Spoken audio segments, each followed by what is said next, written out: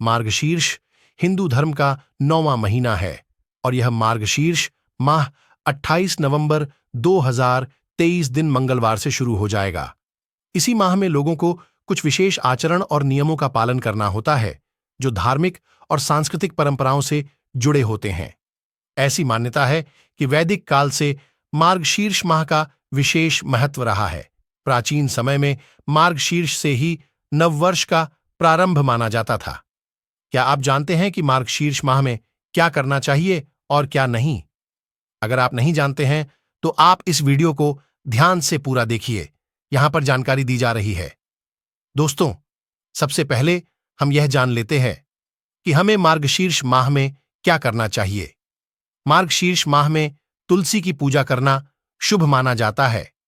तुलसी के पौधे को सजाकर और उसे पूजन करके भक्ति में लगे रहना शुभ होता है।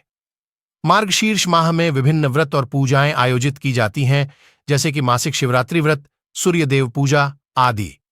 इसके अलावा मार्गशीर्ष मास में धार्मिक क्रियाएं बढ़ती हैं, जैसे कि दान, यज्ञ और पुण्य कर्म। इस मास में भगवत भजन और कीर्तन का विशेष महत्व होता है।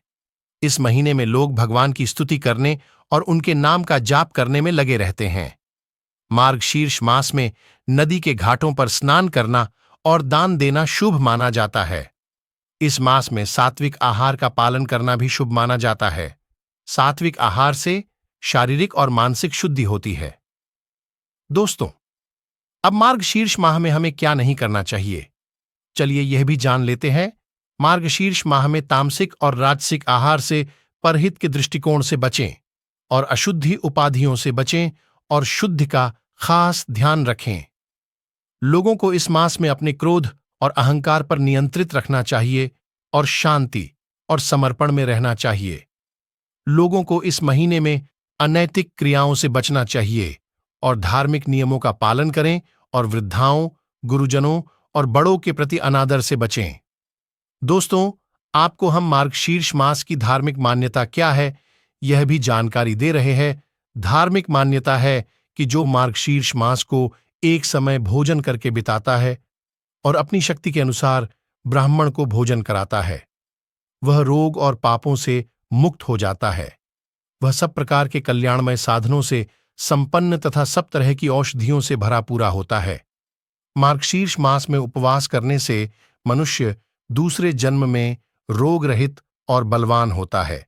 उसके पास खेती बाड़ी की सुविधा रहती है तथा वह बहुत धन धान्य से संपन्न होता है।